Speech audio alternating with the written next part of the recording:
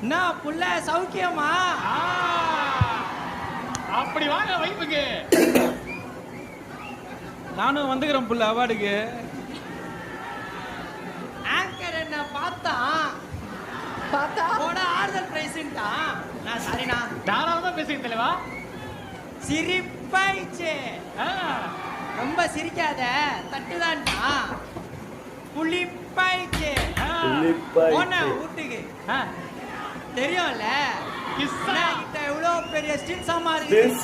7 kilo தூக்கிட்டு வந்து ஒண்ணு போட்ட தலையில அப்பா பொழுதுகிச்சு. 5 நாள் ரிமாண்டு வந்து சரி புள்ள ஒரு 100 ரூபாய் கொடு.